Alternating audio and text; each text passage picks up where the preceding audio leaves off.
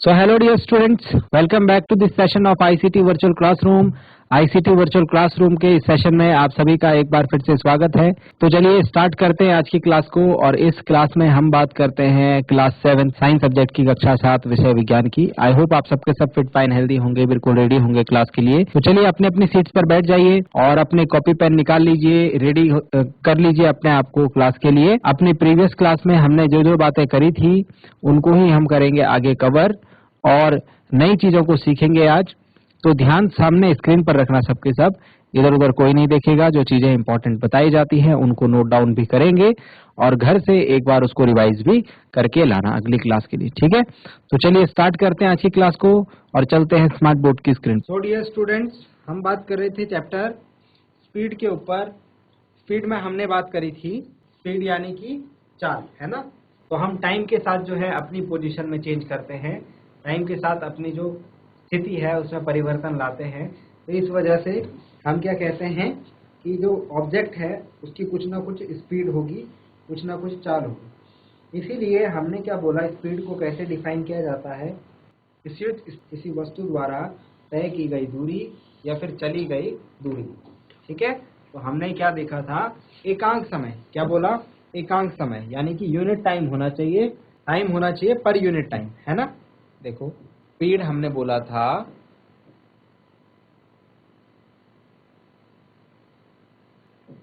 Distance covered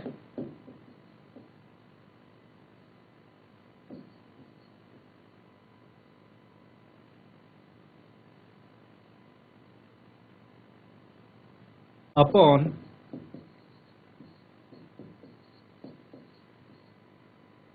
time taken. चाल बराबर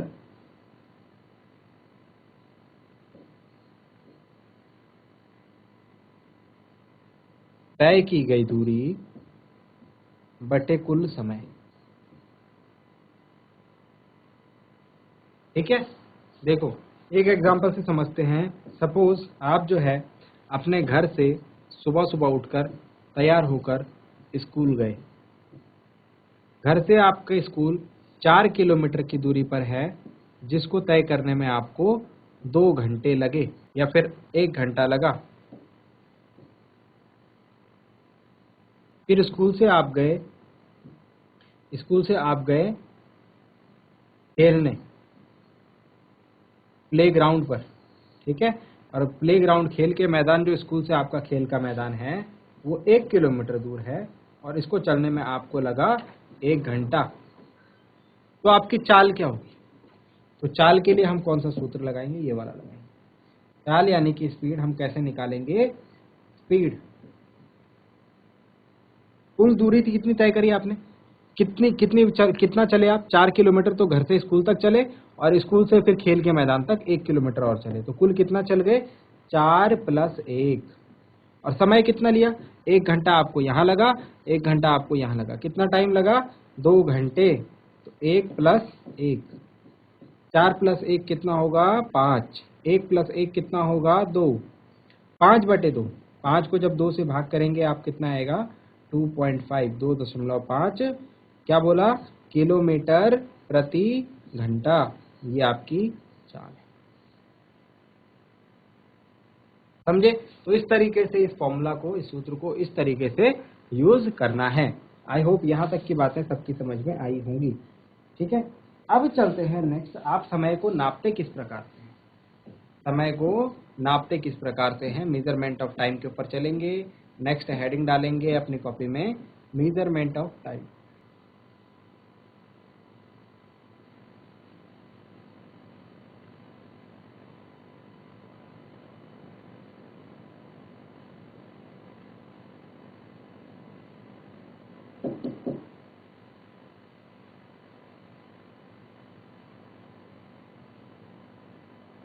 measurement of time. आप समय को कैसे नापते हो भाई, देखो आपको यहाँ पर दिख रहा होगा। हम क्या करते हैं, हम समय को नापते हैं। कुछ हमारे घर में जो साधन होते हैं समय को नापने वाले, जो कि हमको समय बताते हैं, समय की जानकारी देते हैं, उनके द्वारा। जैसे कि आपको यहाँ पर 2 घड़ियाँ दिखाई दे रही होंगी, ठीक है। एक तो आपकी दीवार घड़ी है और एक आपकी मेज घड़ी है। एक आपकी कौन सी घड़ी है, एक आपकी दीवार घड़ी है और एक आपकी मेज घड़ी, ठीक है। तो ये है आपकी वॉल क्लॉक और ये है आपकी टेबल क्लॉक। घड़ी को हम इंग्लिश में क्या कहते हैं, क्लॉक, ठीक है। इसके अलावा आज की डेट में आपको कुछ ऐसी घड़ियां भी देखने को मिल रही होंगी, ऐसी घड़ियां, ठीक है। इन्हें हम क्या कहते हैं, इन्हें हम कहते हैं डिजिटल क्लॉक।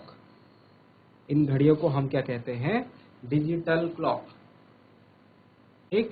तो हमारे पास अलग अलग घड़ियां होती हैं, कुछ हमारे पास वॉल क्लॉक होती हैं, कुछ हमारे पास टेबल क्लॉक होती हैं और कुछ हमारे पास डिजिटल क्लॉक होती हैं। आज की डेट में हम लोग डिजिटल क्लॉक का काफ़ी ज़्यादा यूज़ कर रहे हैं, ठीक है।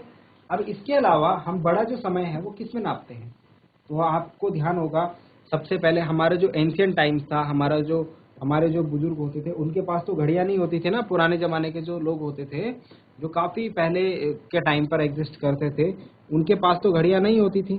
तो वो कैसे टाइम को देखते थे, वो टाइम को किस प्रकार से देखते थे, तो उनके पास टाइम को देखने के लिए काफ़ी सारे जो पुराने तरीके हैं वो होते थे। जैसे कि तो सबसे पहले बताओ, जो हम बड़े टाइम से हम स्टार्ट करते हैं। सबसे पहले एक साल यानी कि 1 ईयर, आप अपनी जो एज है उसको किस में मेजर करते हो, ईयर में। आप जो अपनी एज है उसको किस में मेजर करते हो, ईयर में, यानी कि साल, ठीक है। तो साल में क्या होगा कि जैसे 1 complete revolution of sun by earth. आप जानते हैं कि हमारा जो अर्थ है, हमारी जो पृथ्वी है, वो किसके चक्कर लगाती है, वो ऐसे बीच में सन है और उसके चारों तरफ पृथ्वी जो है एक वृत्ताकार कक्षा में घूम रही है, ठीक है। सूरज के चारों तरफ वृत्ताकार कक्षा में कौन घूम रही है, हमारी अर्थ घूम रही है, पृथ्वी घूम रही है, ठीक। तो जब ये पृथ्वी एक चक्कर लगा लेती है, जब ये पृथ्वी यहाँ से घूम करके और फिर वापस घूमते घूमते घूमते घूमते घूमते यहाँ पर आ जाती है, तो इतने टाइम को हम कहते हैं 1 ईयर। इतने टाइम को हम कहते हैं 1 ईयर। तो 1 ईयर वो टाइम है जिसमें कि अर्थ सन का एक रेवोल्यूशन कंप्लीट करके अपने वापस पोजीशन पर आ जाती है। समझ गए बात को। चलिए, अब इसके अलावा जैसे आप अपनी एज बताते हो, आपसे अगर बच्चों अपनी एज पूछें तो आप बोलेंगे कि मेरी एज जो है वो इतने साल है ना, या फिर XYZ कितने भी साल है। तो अगर इसी तरीके से आपके एज के बाद आपसे नेक्स्ट चीज पूछें तो आप बताएंगे मंथ। तो उसके बाद हम समय को नापते हैं। सेकंड चीज जो हम समय को जिसमें मेजर करते हैं वो है मंथ। साल से छोटा होता है महीना, एक साल से छोटा होता है महीना, ठीक है। एक साल में कितने महीने होते हैं, 12 मंथ्स, ठीक है। तो जो मंथ है उसको हम किसके आधार पर नापते हैं, तो सूरज के चारों तरफ पृथ्वी एक चक्कर कितने दिन में घूमी, वो होता है एक साल। इसको हम जनरली बोलते हैं 365 डेज।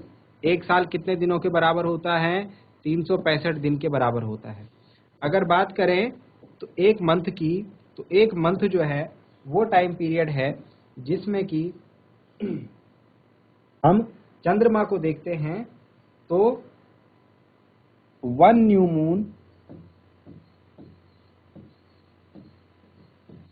टू नेक्स्ट, मतलब कि न्यू मून को हम कहते हैं पूर्णमासी का चांद, जिसमें चांद जो है बड़ा आता है, ठीक है। तो वो, और उसके बाद अगला न्यू मून कब आएगा, ठीक है, एक पूर्णिमा के बाद दूसरी पूर्णिमा कब आएगी, उसको हम एक महीने में कैलकुलेट करते हैं। और आपको बता दें कि जो एक मंथ है इसमें जनरली हमारे 30 to 31 डेज होते हैं, या तो 30 दिन या तो 31 दिन इसमें होते हैं। फरवरी एक ऐसा महीना है जिसमें 28 दिन होते हैं। मंथ से छोटा क्या होता है भाई, सबसे बड़ा साल हो गया टाइम के हिसाब से, उससे छोटा मंथ, और उसके छोटा हो गया दिन। तो महीने में कितने दिन होते हैं, 28। और एक दिन की अगर बात करें, तो एक दिन में 24 घंटे होते हैं। अब एक दिन को हम कैसे डिफाइन करते हैं, वन डे को हम डिफाइन करते हैं वन सनराइज टू नेक्स्ट। एक सूर्योदय से अगले सूर्योदय के बीच के जो टाइम होता है उसको हम दिन कहते हैं, एक दिन कहते हैं। समझ में आई बात? एक आज का सूर्योदय कितने बजे हुआ, कल का सूर्योदय कितने बजे होगा, उसके बीच में जितना टाइम है उसको हम कहते हैं दिन। तो एक दिन जो है वो एक सनराइज से दूसरे सनराइज के बीच का टाइम होता है और ये जनरली 24 घंटे के बराबर होता है, 24 आवर्स के बराबर। ठीक है। इसके बाद अगर बात करें एक दिन के बाद फिर छोटा, उससे छोटा क्या होता है 1 आवर। दिन से छोटा क्या होता है 1 आवर। एक जो घंटा है 1 आवर जो है उसको हम मेजर करते हैं 60 मिनट्स ऑफ अ क्लॉक। एक घड़ी में जब 60 मिनट पूरे हो जाते हैं तो हम उसे कहते हैं 1 घंटा, और 1 घंटे से छोटा होता है 1 मिनट। 1 मिनट को हम कैसे कहते हैं, 1 मिनट को हम घड़ी में देखते हैं तो 1 मिनट होता है 60 सेकेंड्स ऑफ अ क्लॉक। यानी कि एक घड़ी में 60 सेकेंड जो होते हैं वो एक मिनट के बराबर होते हैं, और सबसे छोटा टाइम क्या होता है 1 सेकेंड अभी तक। ठीक है, आपके हिसाब सबसे छोटा टाइम जो होता है वो होता है 1 सेकेंड। तो सबसे बड़ा टाइम हो गया 1 साल, ठीक है, और सबसे छोटा टाइम हो गया 1 सेकेंड। इसे जल्दी से नोट डाउन कर ले और इसको याद भी रखना है। चलिए जल्दी से नोट डाउन कर लेंगे इसे, और इसे याद जरूर कर लें मेजरमेंट ऑफ टाइम को। चलिए अब ध्यान से देखना, जो हमारी क्लॉक है, जो हमारी घड़ी है, ये किस पर काम करती है। घड़ी जो काम करती है वो एक सिंपल साधारण से मोशन पर काम करती है, जिसको हम कहते हैं पीरियोडिक मोशन। क्या बोलते हैं, पीरियोडिक मोशन। तो घड़ी किस मोशन पे काम करती है, पीरियोडिक मोशन। और ऐसा ही एक और इंस्ट्रूमेंट, एक और घड़ी जो है हमारी, वो है सिंपल पेंडुलम, जो कि इस प्रकार का मोशन करता है। तो अब हम क्या बात करेंगे, सिंपल पेंडुलम की। हेडिंग डाल दीजिए सिंपल पेंडुलम।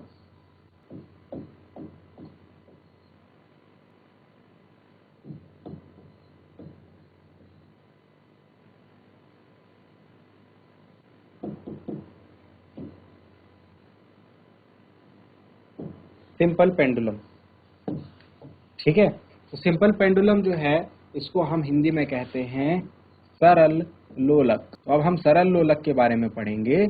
सबसे पहली चीज हमको सरल लोलक के बारे में क्या पता लगी कि इसका जो मोशन होता है, वो क्या होता है, इसका जो मोशन होता है, सबसे पहली चीज हमको जो पता लगी, इसका जो मोशन होता है वो क्या होता है, पीरियोडिक मोशन। पीरियोडिक मोशन यानी कि आवर्ती गति का एक उदाहरण है कौन, सरल लोलक।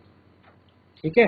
चलिए अब इसको देखते हैं, इसके बारे में और चीजें पढ़ते हैं सिंपल पेंडुलम के बारे में, कि ये दिखता कैसा है, आप इसको घर में बना सकते हैं नहीं बना सकते हैं, फिर ये काम कैसे करता है, इन सारी चीजें। तो आपको दिख रहा होगा फिगर 1, ठीक है, फिगर आपको दिख रहा होगा सिंपल पेंडुलम का। ये देखिए, ये हमारा सिंपल पेंडुलम है। एक आपने भार लेना है, एक वेट लेना है, उसको इस तरीके से एक लंबी रस्सी पर लटका देना है, और वो रस्सी जो है किसी मजबूत छत पे या फिर मजबूत किसी साइड से लटका देना है उसको बांध के। ठीक है। अब क्या करेंगे आप, जब आप ऐसा करेंगे तो आप उठा करके, सपोज यहाँ पर है आपका जो ये लोलक है, इसका जो गोला है वो यहाँ पर है, आप इसको उठा करके यहाँ तक ले जाइए। कहाँ तक, इधर नीचे तक खींचिए इसको, और यहाँ से इसको छोड़ दीजिए। तो यहाँ से ये गोला इधर आएगा, फिर इधर जाएगा, फिर इधर आएगा, फिर इधर जाएगा, फिर इधर आएगा, फिर इधर जाएगा, और ऐसे ही करता रहेगा। जैसे झूला होता है ना, झूले को आप पीछे ले जा करके खींच करके और फिर उसे छोड़ देते हो, तो फिर क्या होता है, वो आगे पीछे मोशन करता रहता है। ठीक इस लोलक की भांति। तो ये जो लोलक की जो गति हो गई, लोलक का जो मोशन हो गया, वो क्या हो गया, वो हो गया पीरियोडिक मोशन। सिंपल पेंडुलम का जो मोशन होता है वो होता है पीरियोडिक मोशन होता है। समझ में आया? तो इसमें लिखेंगे कि सिंपल पेंडुलम के बारे में अब हम चीज़ें लिखेंगे, सिंपल पेंडुलम को कैसे बनाया जाता है, क्या क्या चीज़ें होती है उसमें इन्वॉल्व। तो पहला पॉइंट लिख दिया कि कैसा मोशन होता है भाई, पीरियोडिक मोशन होता है। दूसरा पॉइंट, दूसरा बिंदु इसमें लिखेंगे कि जो पीरियोडिक मोशन होता है, सिंपल पेंडुलम को हम कैसे बनाते हैं। सिंपल पेंडुलम में होता है it consist of a small metallic ball. एक छोटी सी बॉल होगी लोहे की या किसी मेटल की। अगर आपके पास ये बॉल नहीं है तो आप इसकी जगह पे पत्थर को भी लगा सकते हैं, छोटे पीस का पत्थर है, और उसको क्या करना है, लटका देना है। सस्पेंडेड मतलब लटका देना। फ्रॉम अ रिजिड स्टैंड मतलब किसी मजबूत साइड से बांध करके, बाई आ थ्रेड, एक रस्सी से उसको लटका देना है। समझ में आ गया? ठीक है। अब इसके अलावा नेक्स्ट बॉब, आपसे पूछेंगे बॉब क्या होता है। बॉब, तो ये जो आपको मेटल का दिख रहा है, मेटल की बॉल यहाँ पर ये लटकी हुई है, इसको बॉब कहते हैं। इसको क्या कहते हैं? इसका नाम है बॉब। तो बॉब किसको कहेंगे? बॉब आप लिखेंगे, बॉब जो होती है वो बॉब द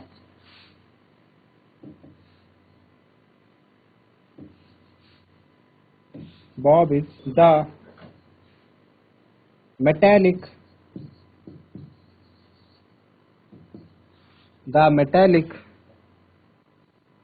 बॉल। जो नीचे लोहे की बॉल हमने लगाई थी वो क्या होती है, उसको क्या कहते हैं? बॉब कहते हैं। और क्या लिखेंगे सिंपल पेंडुलम के बारे में? सरल लोलक के बारे में आपको क्या पता होना चाहिए कि पीरियोडिक मोशन करता है। इसको ही हम ऑसिलेटरी मोशन भी कहते हैं, दोलनी गति, हिंदी में कहते हैं दोलनी गति।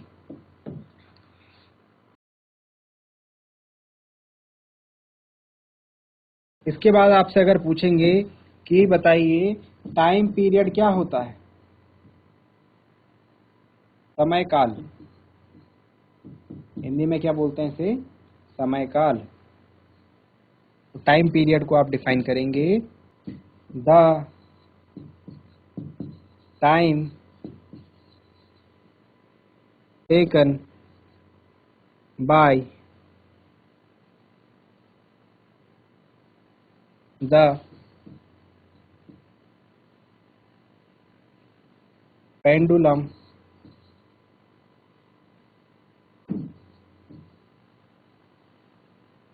to complete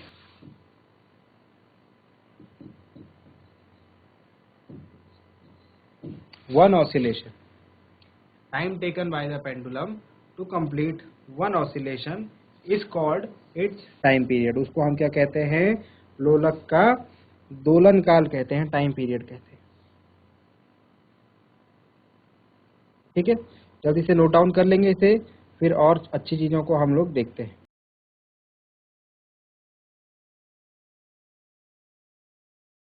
चलिए जल्दी नोट डाउन कीजिए। तो अब तक हमने क्या क्या पढ़ा? हमने पढ़ा कि टाइम यानी समय को हम किस तरीके से मेजर करते हैं, किस तरीके से नापते हैं, और इसके अलावा जो सिंपल पेंडुलम है वो किस तरीके से काम। चलिए और कुछ बातों को भी यहाँ पर अब हम नोट डाउन करते हैं, लिखेंगे।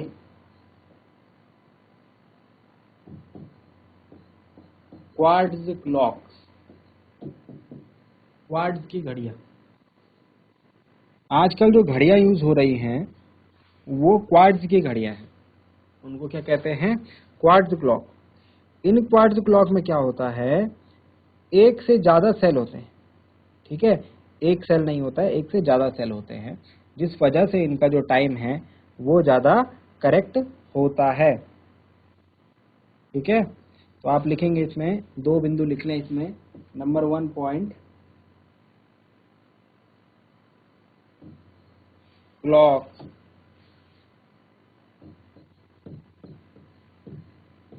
Having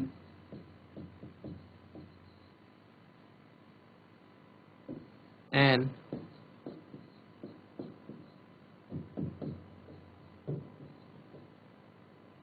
electric circuit with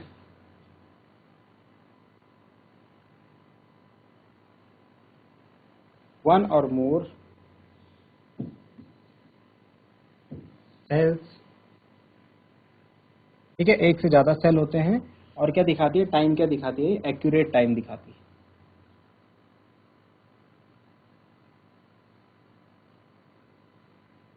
These are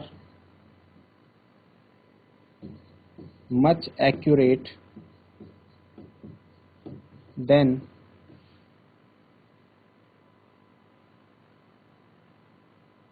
clocks available earlier। जो इससे पहले की घड़ियां होती थी उनसे ज़्यादा अच्छा टाइम ये घड़ियां दिखाती हैं। क्यों? क्योंकि इनमें इलेक्ट्रिक सर्किट होता है, एक से ज़्यादा सेल होते हैं, तो इनका टाइम जो होता है वो ज़्यादा एक्यूरेट होता है।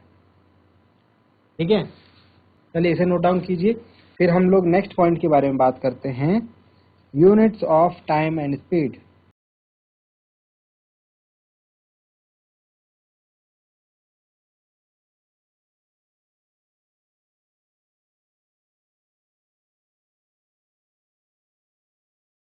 अब हमने देखा आजकल की डेट में तो हमारे पास क्या है, वॉचेज हैं, घड़ियां हैं, जिसमें कि हम लोग टाइम देख सकते हैं एक्यूरेटली।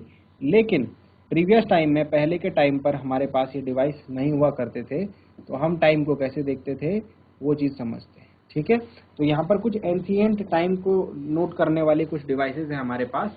जैसे कि आप देख पा रहे होंगे, सबसे पहला है दिल्ली का जंतर मंतर। दिल्ली का जंतर मंतर, या फिर इसको हम सनडायल भी कहते हैं, या फिर इसको हम क्या कहते हैं, सनडायल। तो ये क्या करता है, ये टाइम बताता है। समझ में आ रहा है? ये क्या करता है, ये हमको समय बताता है, टाइम बताता है। ये घड़ी है, ये क्या है, एक घड़ी है।